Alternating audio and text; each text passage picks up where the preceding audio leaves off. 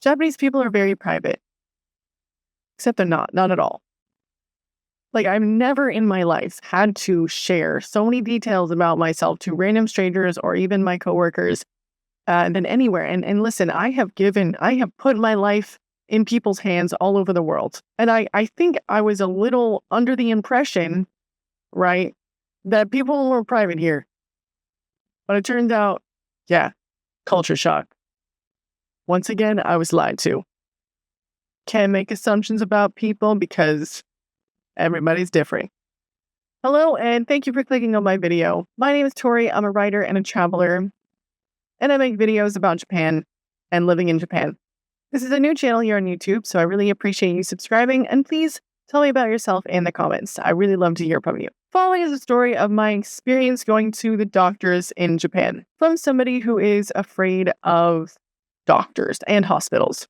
I'm not afraid of getting sick per se, and I wouldn't say that my fear is as bad as maybe some people's, but you'll see. And before you kill me out as a scaredy cat, okay? Listen, I have solo backpacked through Europe when I was 18. One time I walked across a half-frozen lake. Yeah. I was probably stupid, but, probably more stupid than it was brave. I wouldn't call myself particularly brave, but I wouldn't call myself particularly scared either. I just have a problem when it comes to doctors, but I understand it's irrational on some degree. So the first part of this video is really going to be me explaining my background, why I have a fear of doctors and hospitals. And the latter half of the video will be me talking about my experience in Japan.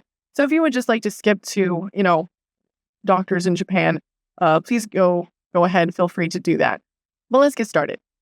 So I do want to give you a warning to anybody who's sensitive to ED, or just getting sick in general. You can go to the last half of the video. It's not so bad. So I almost died when I was 10 years old. And I had a problem eating. Essentially, I couldn't eat without getting sick. I couldn't do a lot of things without getting sick, and it got really bad. Like, everyone I'd ever known when I was 10 basically came to wish me a farewell, a goodbye. And I spent a lot of time in the hospital, people trying to figure out what was wrong with me. And it was really extremely taxing on my family and just everyone around me. And I don't know if anybody else has sort of been to their own funeral in a way, but it affects you. It affects you, a lot. And I think that's sort of where I have such an appreciation for life in general, was from that. I think it's always affected me because there were other children, in that hospital that were not so fortunate.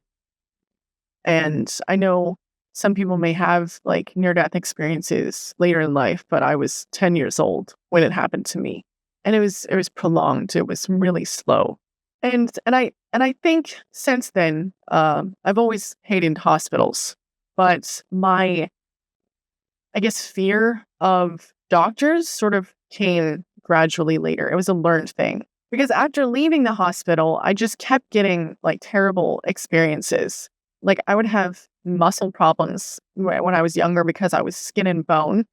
And that was always ignored. I would have so many checkups, and I was constantly gaslit about how I felt.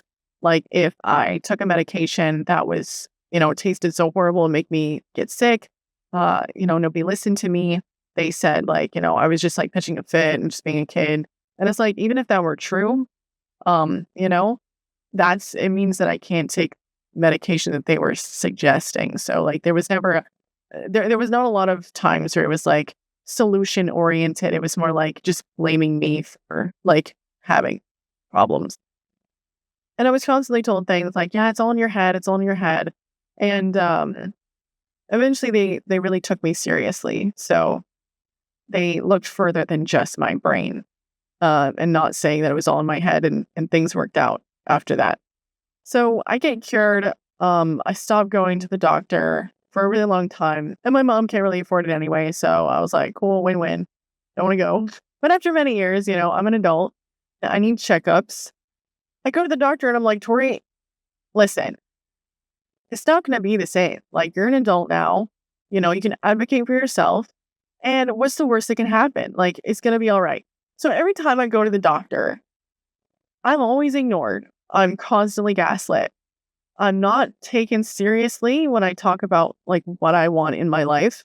And then after, like, I will go in, book a whole appointment for months in advance, go in, pay them so much unbelievable money just for them to do absolutely nothing. And I never feel any sympathy. I'm told, like, I don't have any options, that I either do the one option that they give me or, I can stop whining and complaining. I've been accused all the time of just like trying to get drugs from them, which is crazy because I literally don't want any at all. I live in Japan, for crying out loud. And like, I would imply, like, hey, maybe I'm uncomfortable with a man, and they'd be like, oh, you're difficult. You're actually very difficult. And I'm like, what? Okay, like what? And of course, like, if you get told something like that a lot, you maybe think to yourself, like, okay, maybe I need to come at this in a different way. There would never be any time where I would try so hard. I'd be like, okay, I'm just gonna do whatever they say. And every time I'm just strung along like a piece of meat. Like, I was never treated as an individual. I was just treated like a nuisance by everyone. And I've been yelled at by doctors just because I just because I'd cry. I'd shed a little tear and be like, yeah, I'm just like really stressed about like, the fucking pain I feel every month. And they're like, oh, so what the fuck is wrong with you? Like, this just happens. Like, go fuck yourself. It's like, what? What the fuck? And like, one of the great ways where this happens is like, if you get a pap smear, it hurts a lot. It hurts a lot. I remember I got a pap smear and uh, I was like nearly screaming in pain. And they're like, what's wrong with you? It doesn't hurt. It doesn't hurt. There's something wrong with you. And I'm talking like this pain, guys, is like, take a baseball bat to your nuts. Okay. Full body pain. It's horrible. And imagine somebody takes a baseball bat to your nuts and they go, what's wrong with you? It's like, fine. That's how it was all the time. Oh my gosh. Well, my doctor isn't like that. You should go see this doctor. Same thing at everyone's doctor. So I was like, forget it. I'll be all right. Fuck it. I'm not going back to any doctor. So years go by, like years and years and years. About a year before coming to Japan, I lay in bed. I am shivering. I'm aching. I can't. My head is on fire. I have a crazy fever. I don't know what's wrong with me, but I know that was on my period for 2 days and then the flow just like started trickling. I stink so bad. And I know every woman that is listening to me right now is like, oh shit, that sounds like toxic shock. And I was like, but it can't be because like, I checked, how can it be? Like, there's no way. So I'm thinking, I know that there's something wrong though. I know that like there was something going on inside me that is potentially not good, like really not good. But I'm not thinking it's toxic shock because I checked, but it got to the point where I'm like, okay, I gotta go to the doctor. Like, I can't function. I stink. Like, I go to the doctor. I go to the ER, as it were. So I have a relative take me there, and immediately I regret it because they are fucking manic. They will not stop talking about the craziest, wildest shit. And I'm literally sitting in the doctor's office like, what have I done? Like, imagine like a silent room full of sick people, and then just like one person just like shouting nonsense. Like, and I was like, you know what? Maybe I don't want to come in. This is horrible. And they don't even know about my fear of doctors and hospitals. I didn't tell them, yeah. But I thought maybe like they would be good in case I need to advocate for myself, in case I get gaslit or whatever. But immediately when I'm asked to go into the back, they're like very aggressive and they're like, you cannot come back here. We will call security. You better not come back here. This person is not allowed. So I'm like, okay, like chill. Like, my God, whatever. So I go back and they asked me to strip. I felt like I was in a fucking prison. Shit, they had me in like 4 or 5 different fucking rooms. And every single time I tried to speak, every time I was asked a question, everything I said was ignored. Oh, you have a sinus infection? No, I did not. Oh, you have symptoms of COVID? Did you have a fever? No, I do not. Oh, so you don't have a vaccine? I have 2. Like, it was so annoying. And they kept asking me, like, are you on your period? Are you on your period? And I'm like, yeah. They're like, okay, so you're pregnant? You're pregnant. I'm like, did I just fucking say I was on my period? Because I am. That's the problem. That's why I'm here, you know? And yeah, they weren't listening to a thing I said, to the point where a man walks in the room and, like, listen, male doctors, love ya. I do. You're not checking out my hoo-ha. Like, it's not happening. Like, peace and love. And, like, I don't have anything against male doctors. Okay, I truly don't. But I was not comfortable with a male doctor. And I told him that very specifically. And then in comes a man and I'm like, oh, this is not working out. Like, this is not happening. So I had to really grab, the strength I had left in my body to be like, you don't help me, I'm fucking gone. Like, I cannot do this. And I don't know if you guys have ever been in a situation where you are weak. You are so weak. You need sympathy. You need someone to take care of you. And they just treat you like a corpse, like not even a person. You were just manhandled like you're not even real. It's so dehumanizing. It's so horrible. It's like, for a person that has a fear of doctors and hospitals, it was the worst case scenario. And of course, they start testing me immediately for, like, drugs and shit. Like I was being treated like a criminal. And I came there because I'm fucked up. It was so bad. It was horrible. So I get to the doctor. The nurse starts, like, speaking for me. And I had to, like, stop everybody and be like, just check me out. Stop fucking around. It was so annoying. They were extremely inappropriate, extremely grabby with me. And yeah, like, thankfully I did get a woman doctor though, which was at least better than nothing. And they did find out what the problem was. I did almost get toxic shock syndrome. I never ever use tampons anymore. Fun fact about me, don't fuck with that. And there's no way that I could have known. There's no way that I needed their help for that. There was no way I could have helped myself in that case. And they also gave me, like, medication so that I wouldn't get a further infection. And instead of being like, oh, this is so good, like, you're going to be fine, they made fun of me, actually. They were like, I can't believe you fucking did that. Like, that's crazy. It's a good thing we were here. Yeah. And dude, it was just like, it was so condescending. And I remember I look up, they, like, leave the room. I'm almost completely naked. I have, like, this, like, little robe on me. The fucking door's, like, wide open. And so not just doctors, but, like, patients walking by just looking. So I closed the fucking door, put my clothes back on, and I was, they don't give you a receipt and shit when you go to hospitals like this that are shady pieces of shit. They mail it to you later, and itemized, yeah, I had every fucking test they can get away with, and each test was like $100. So it was gonna cost me like over $1,000 or some crazy shit like that. And it was just a big ass scam. It was horrible. It was worst case scenario. So, yeah, I was like thinking to myself, you know what? Next time I'll just have to fucking die because, like, I cannot do that shit again. And this is all while I'm exhausted. I have a fever. I'm nauseous. I'm messed up. And yeah, they made sure to make every single part of everything that I went through just extremely, extremely uncomfortable. It was like they were intentionally doing that, even when they were checking me out. Like, I was in so much unnecessary pain because of them, and not mental, like physical pain. But yeah, God bless America. Fuck hospitals. I do not like them. And thus concludes the backstory. So I get to Japan. The past is behind me, but the fear remains. For the first time ever, I have proper access to healthcare, real healthcare that I can afford. And I want to check up. Like, I have a lot of questions that, doctors never gave a fuck to answer. I want peace of mind. I just want to know. So with some help, I book an appointment to the best doctors in the area, the very best. And I'm talking like all female cast. Like, I walk into like usually they say, like, the rumor is that in Japan, doctors' offices are usually kind of shabby. They're kind of like, they look like crap. But this office was dazzling. It was like a dollhouse.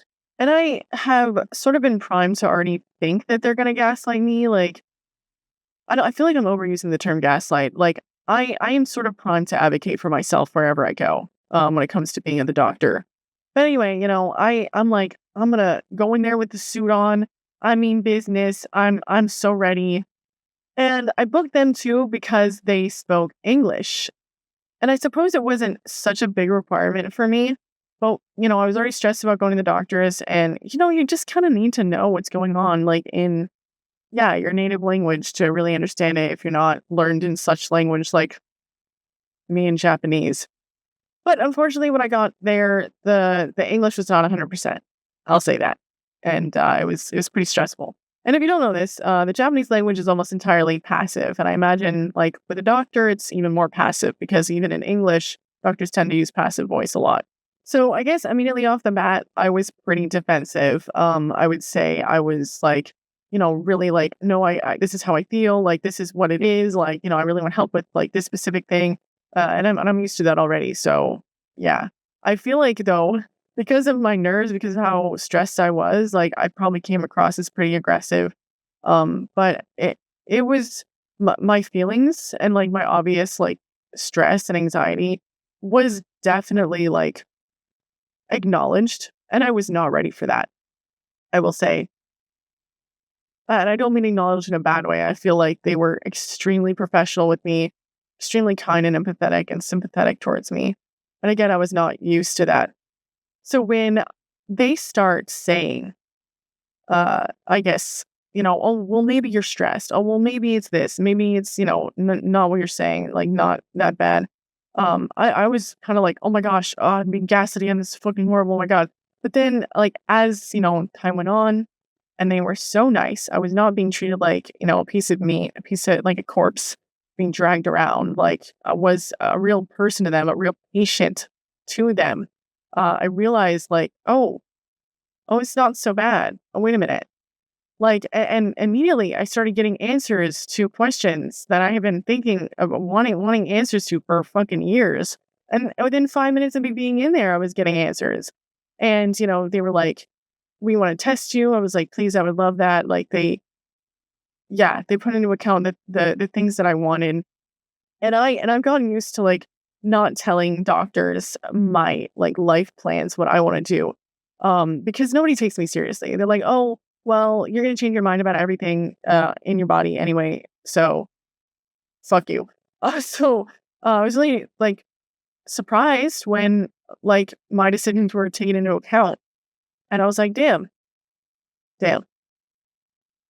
However, they it's not all perfect, okay? So I wanted to get these tests done. They start draining the blood out of my body. And they were so good, so quick with the like knowledgeable with getting my veins right. I have really see-through veins, but it's actually really hard for um them to like hit the right thing, artery, blood vessel. So nurses have a hard time like getting blood out of me. So for example, when I was in the hospital when I was younger, I had track marks all up and down my arm. And it was to the point where like I was getting so unhealthy that they tried to put I'm sorry if this is trigger warning to anybody who doesn't like needles. They tried to like stick me with a needle in my hand so much that my hand would literally reject the needle. It wouldn't go in and it would just hit bone and it hurt so bad. I actually don't hate needles. Not scared of needles or anything. But yeah, no, it was super painless. They were super professional. However, I did get a lot of blood drawn out of me, and I didn't get a snack, so I was so drained. I was like woozy as hell. I think I'm anemic. I'm pretty sure anemia runs in my family, so I might be anemic. Yeah, and they took out a lot of blood. So as they were taking out my blood, uh, the doctor runs in and she's like, "Hey, I spoke to everybody in the lobby and asked them about your condition and I found some random person that they just picked up, bro, that speaks English because she lived abroad in Australia. And so she's going to explain all your questions that you have. Okay, bye." I was like, excuse the fuck out of me? Yeah, so they picked up this random patient that knew English to talk to me about medical stuff. Their qualification was literally that they went to Australia. And I was like, oh my God, what? So I didn't know what to say. I was freaking out. I was like, "Oh my," I didn't wanna be like, "Can you get out of here?" But she was also, it seemed like, pretty uncomfortable with, asking or, like, answering my questions, and I didn't really have any questions. The doctor was just like, "Here you go." I was, like, compelled to say something, so I was like, hey." And, I don't even remember what was said, to be honest. I don't remember the interaction, except for the fact that she looked at me and she was like, at the end, she was like, "Hey, are you okay?" And I was like, "Yeah, mhm, mhm." And she was like, "No, are you okay?" I was like, "Oh."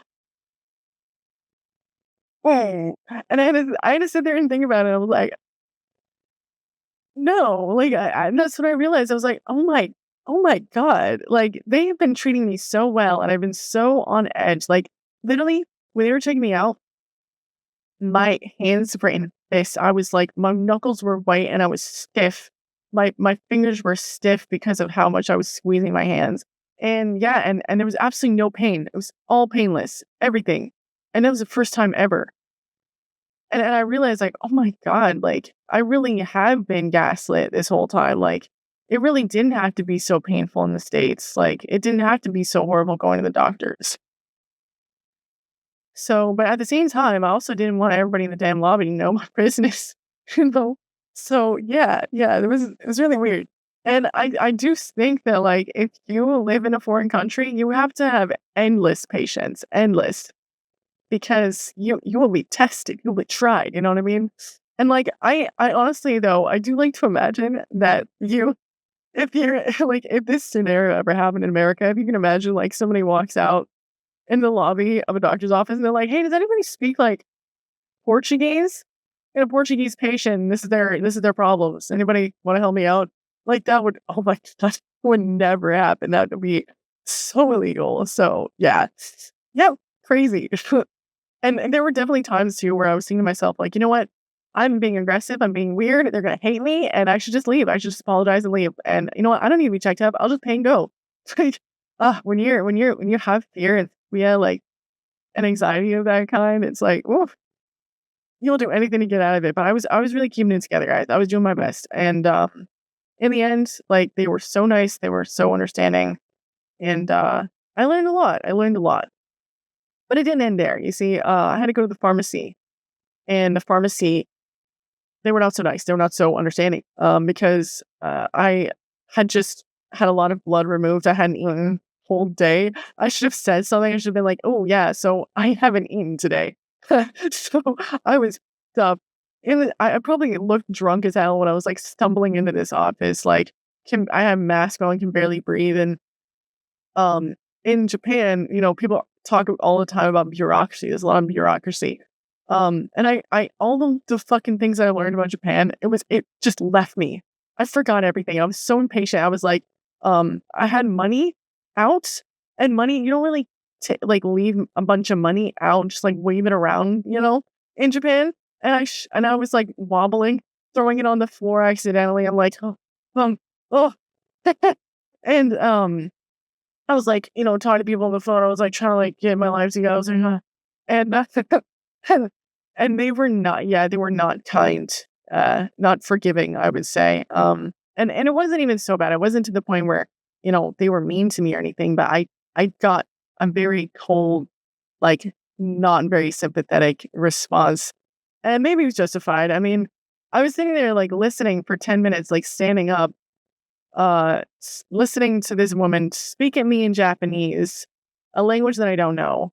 The same things that my doctor had talked about previously, and I want to pass out.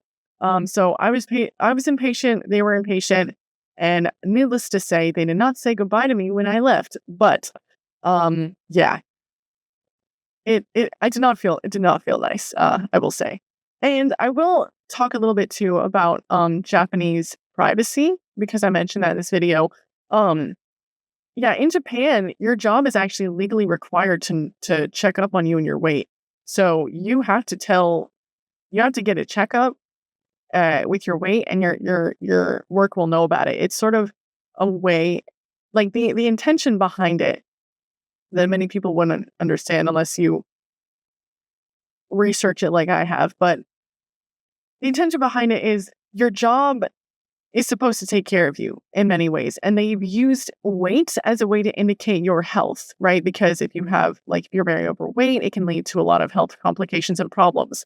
However, it's very flawed because your weight is not a holistic indicator of your health. Like, it's not like your job is dictating whether you smoke or not. Um, so you can be very unhealthy and still be underweight. So yeah, no, it is strange. And I maybe I will do a deeper dive into that in another video. But now you know, yeah, your privacy, your health is not really that private when it comes to Japan work. Yeah.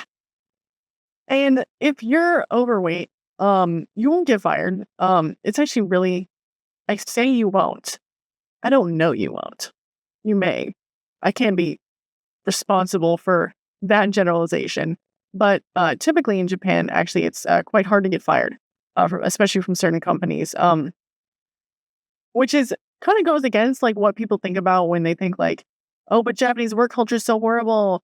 Like it may be a little different than what people are used to, but yeah, no, being fired is actually not so common.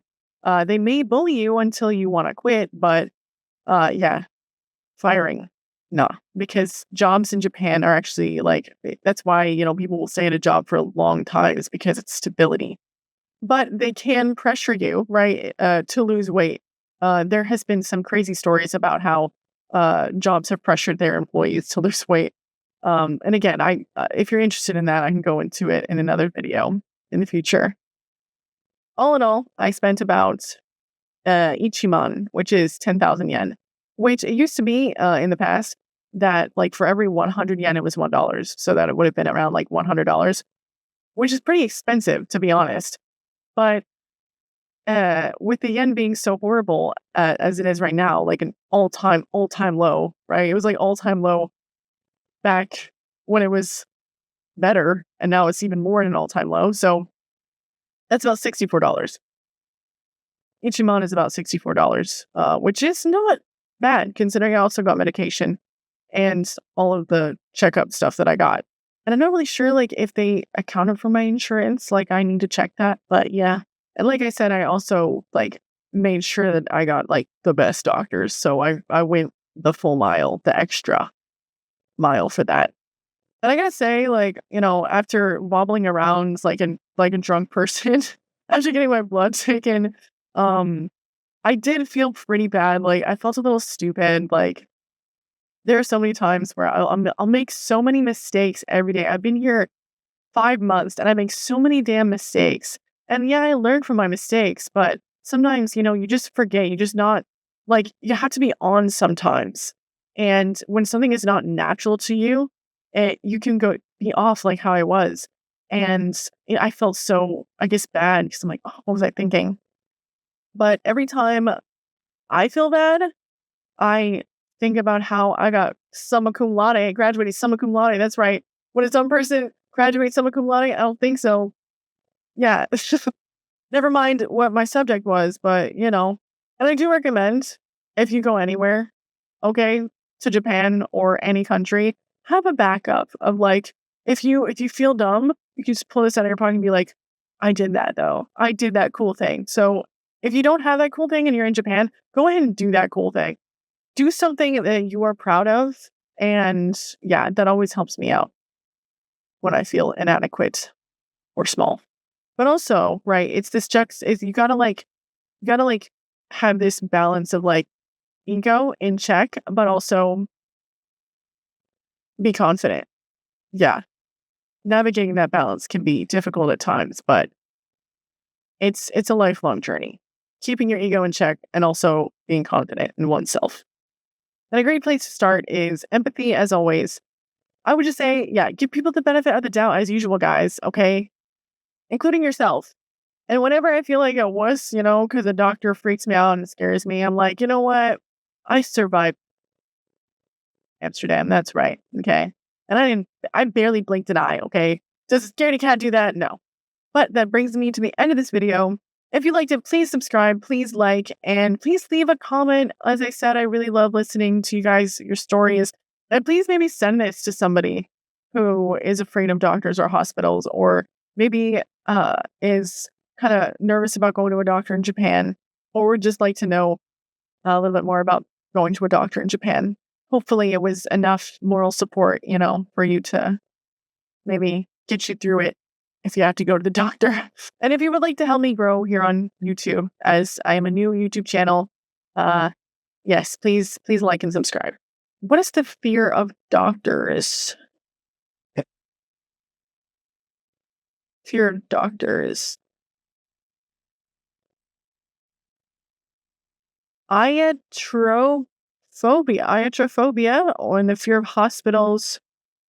Noscomophobia, and itrophobia. Weird. Anyway, see you next week. Bye.